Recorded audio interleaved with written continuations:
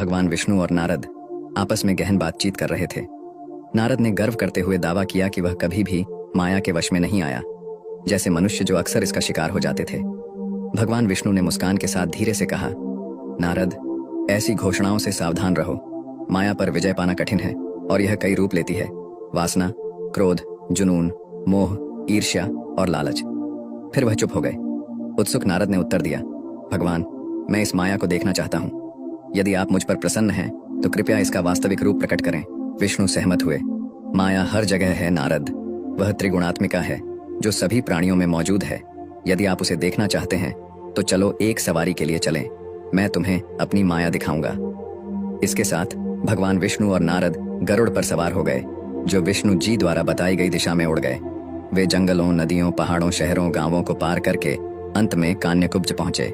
कान्यकुब्ज में एक सुंदर झील थी, जहां भगवान विष्णु और नारद विश्राम करने के लिए रुके थे।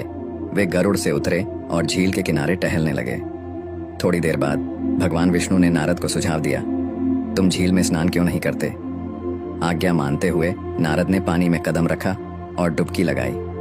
जैसे ही वह बाहर आया, नारद एक महिला में तब्दील हो चुके थे।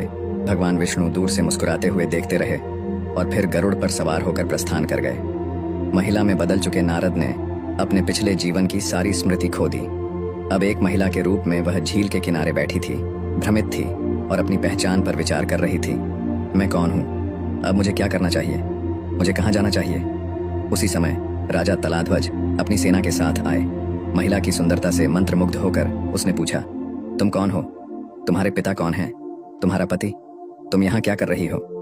महिला ने उत्तर दिया, मैं नहीं जानती कि मैं कौन हूँ या कहाँ से आई हूँ। मेरा कोई रक्षक नहीं है। राजा तलाध्वज ने कहा, मेरे साथ मेरे महल में चलो। मैं तुम पर मोहित हो गया हूँ और तुम्हें अपनी पत्नी बनाना चाहता हूँ। महिला सहमत हो गई और तलाध्वज उसे अपने महल में ले गया और शुभ समय पर उससे शादी कर ली। इन वर्षों में महिला, जिसका पूर्व नाम नारद था, ने 12 पुत्रों को जन्म दिया। उसने खुशी खुशी उनका पालन पोषण किया, उनकी शादी की और अपने बढ़ते परिवार का आनंद लिया। वह अपनी असली पहचान को पूरी तरह से भूल चुकी थी।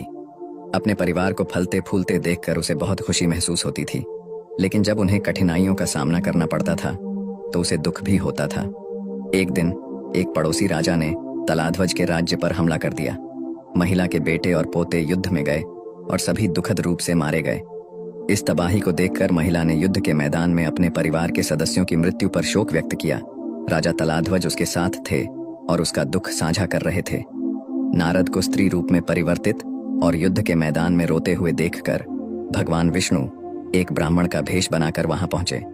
उन्होंने धीरे से कहा, तुम क्यों रोती हो प्रिय महिला? मृत्यु जीवन का एक हिस्सा है और हमें अपरिहार्य के लिए शोक नहीं करना चाहिए। ये रिश्ते केवल माया का भ्रम है।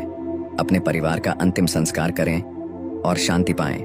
उनके शब्दों से प्रभावित होकर महिला और राजा तलाध्वज ने अपने प्रियजनों का अंतिम संस्कार किया। तब ब्राह्मण ने सुझाव दिया, अपने बेटों और पोते पोतियों की आत्मा की शांति के लिए पवित्र तीर्थ स्थल पुण्य तीर्थ की यात्रा करें और उसकी झील में स्नान करें। उन्हें पुण्य तीर्थ की ओर ले जाते हुए ब्राह्मण के रूप में विष्णु ने निर्देश दिया, इस झील में स्नान करें और अपने दिवंगत प्रियजनों के लिए अनुष्ठान करें। शोक मत करो। अनगिनत जन्मों में आपके अनगिनत परिवार रहे हैं। अपने दुख को दूर करें और अपने कर्तव्यों को पूरा करें। महिला ने झील में प्रवेश किया और बाहर निकलने पर वह वापस नारद, एक पुरुष में बदल गई। उसकी यादें वापस लौट आईं और उसने देखा कि भगवान विष्णु उसकी ओर देखकर मुस्कुरा रहे थे। राजा तलाध्वज ने पूछा कि उसकी पत्नी कहाँ गई। विष्णु ने समझाया, कोई भी वास्तव में हमारा नहीं है। जैसे वह आपसे एक झील पर मिली, वह दूसरे झील पर चली गई। जाने दो और अपने आप को भगवान को समर्पित कर दो। इस ज्ञान को स्वीकार करते हुए तलाध्वज तपस्या करने के लिए जंगल में चले गए। तब भगवान विष्णु ने नारद से कहा, तुमने मेरी माया और उसकी शक्ति को देखा है।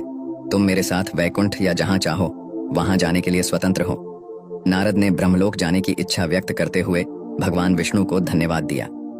इस साथ विष्णु वैकुंठ लौट आए और नारद गहन अनुभव से प्रबुद्ध होकर ब्रह्मलोक चले गए।